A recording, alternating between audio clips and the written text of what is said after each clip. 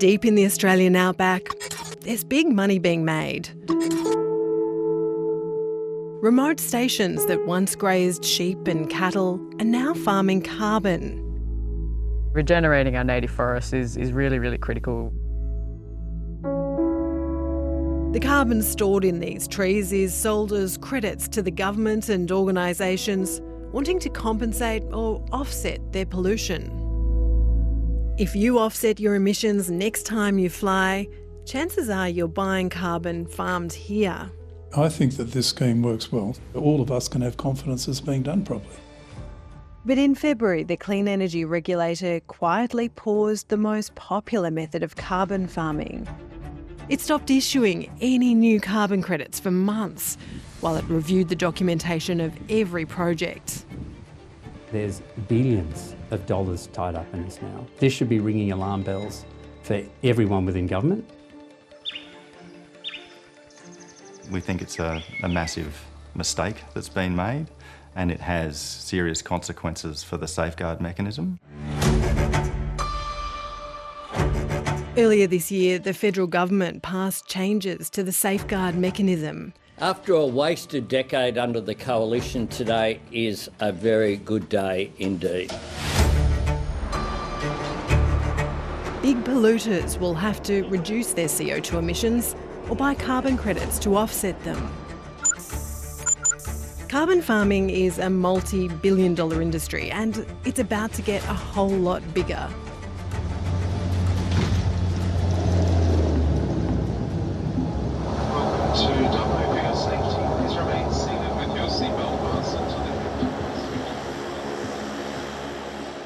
Earlier this year, we headed out to far western New South Wales, where many of those carbon dollars flow. About 150 properties around here have made at least $300 million from carbon credits in less than a decade. The CEO of one of the major carbon brokers, Climate Friendly, offered to show me around. To date, we've supported about 160 projects to be registered. They cover around 10 million hectares of land. So it's a really large land area. This was all being used for grazing before you started the carbon farming, yeah, okay. We're at Meagher Station. This project's the most popular type of carbon farm. It's called HIR, Human-Induced Regeneration. Human-induced regeneration is really about improving degraded lands. We do this by changing the way that the land's been managed. Typically, the degraded lands have been overgrazed and cleared for quite a long time, and the point of the projects is to stop that overgrazing and clearing so that immature trees can regenerate to forest cover. This is the carbon farm over here, right? Yeah, Michael's put this fence in. You can see through there's quite a patch of even height mulga that's been regenerating. Michael Marshman owns Meagher Station, and he also used to be a subcontractor to Climate Friendly. For every tonne of CO2 stored in these trees, he'll get one carbon credit, which can then be sold to the government or to a business that wants to offset its emissions. Today, one credit's worth about $36. It's not megabucks, it's enough to be comfortable and then enough to be able to reinvest back into property.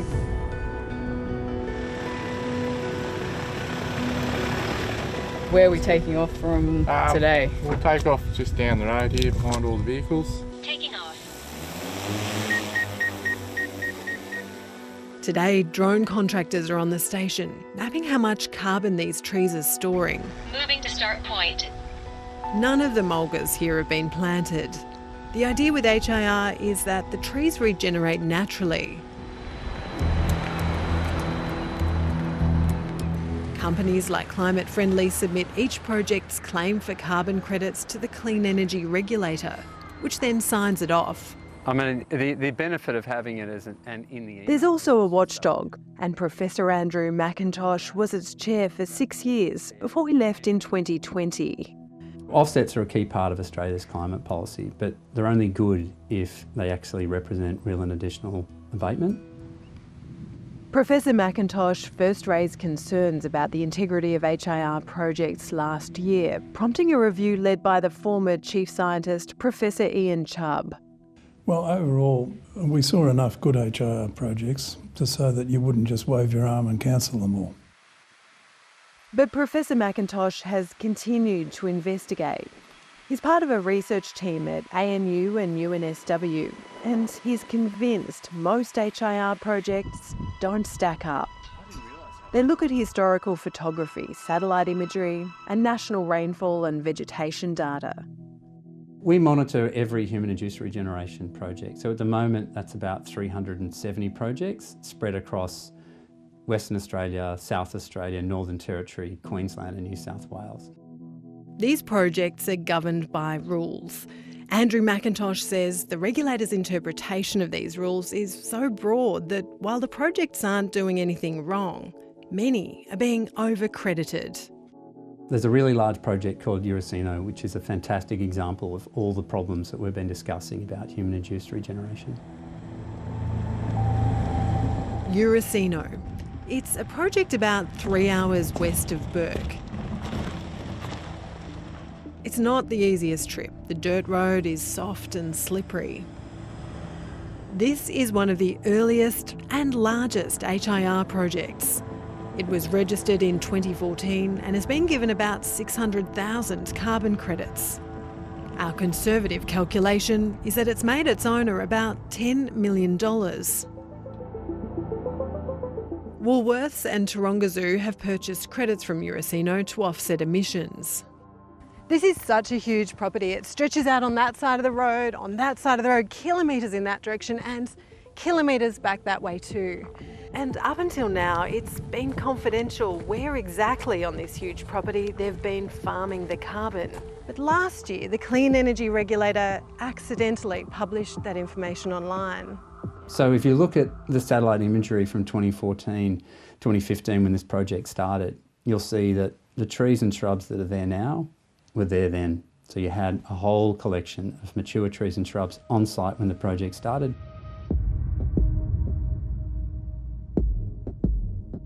Andrew McIntosh says most HIR projects his team's analysed have too many trees on site at the start of the project.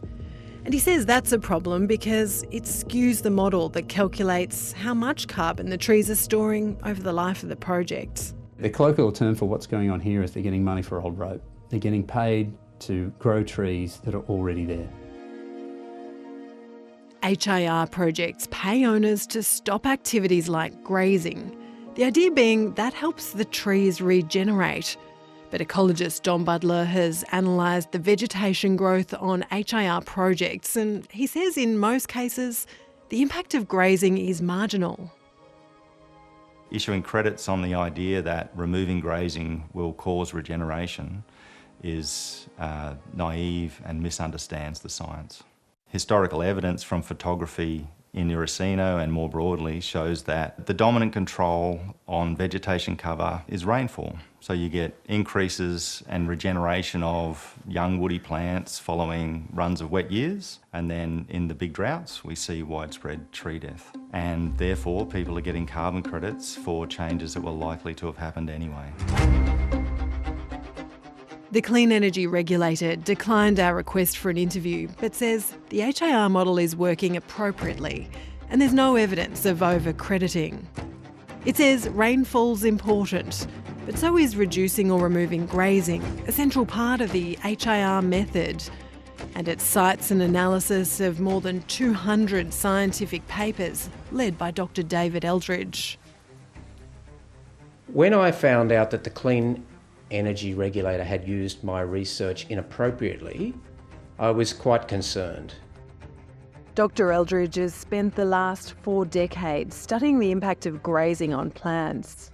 Grazing will have an effect on trees and shrubs, but it is completely overshadowed by rainfall and carbon dioxide in the atmosphere. In my view, this program is not going to deliver carbon credits that Australia needs to meet their carbon obligations. The Clean Energy Regulator maintains there's a large body of peer-reviewed literature that supports its position. I'm not casting blame on the proponents of this project. This blame all lies with the Clean Energy Regulator. When we asked the regulator about Urisino, it says it only issues credits if it's satisfied a project is compliant. Urisino's owner declined to speak to us for this story. The main carbon service provider on Urisino wouldn't speak to us either, but told us in a statement the project complies with all legal requirements and has been audited 3 times. In June, in a bid to improve transparency, the regulator published the exact areas being credited for carbon farming for about half the HIR projects in Australia. That's data that was previously secret.